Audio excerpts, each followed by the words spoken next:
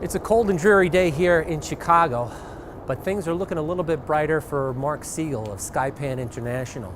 You see, back in October of 2015, the FAA sued Skypan for $1.9 million for what the FAA said were 65 illegal flights using their unmanned aircraft between 2012 and 2015.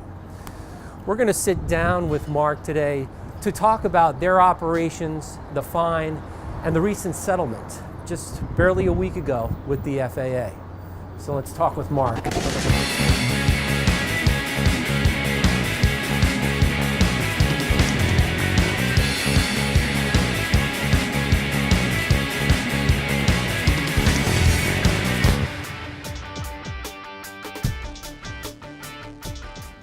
Today we're sitting down with Mark Siegel of Skypan International. He's invited us into his beautiful studio in Chicago.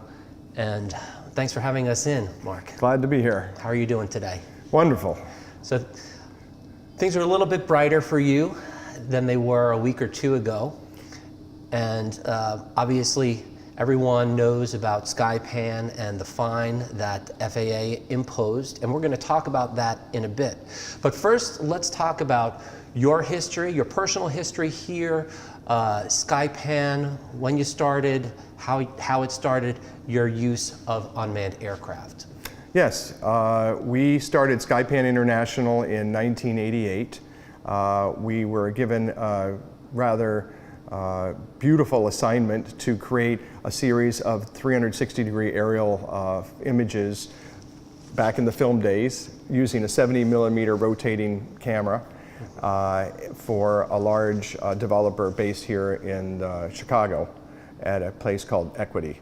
Nice. And we developed a system of shooting both, several times a day with the same system, using a full-scale helicopter, manned helicopter system, so that we could mimic the same shot over and over again, and using rotating camera systems. Awesome. So this is to give a prospective buyer an idea of what their view is going to be from a certain floor, for example? Yes. Our first assignments were involved with producing what is called aerial view corridor studies, which is a valuable asset for architects and developers in planning projects before they're built.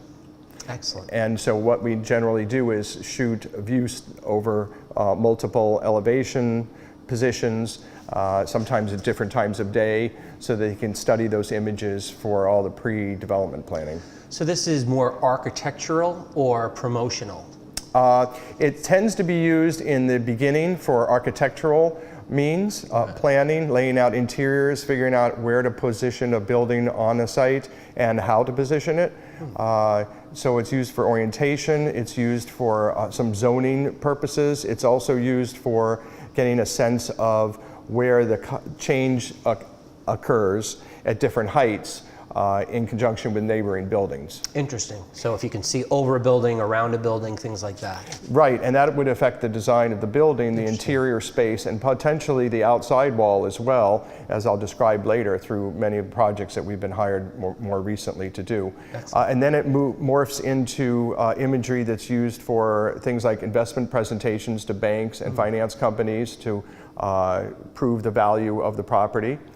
Depending on the height and, again, the orientation. And then it is also used for sales and marketing at the very last step of the image use. Excellent. So you started Skypan in 1988 specifically for this purpose? We did, but we didn't understand the business right away until we started working on various projects and building different systems to do different things. Interesting. So it started off with manned aircraft. Correct. And what kind of clientele were you seeing back then and as you grew? Architects, developers, people who were involved in the real estate marketing trade, consultants, brokers, everyone involved in the real estate process.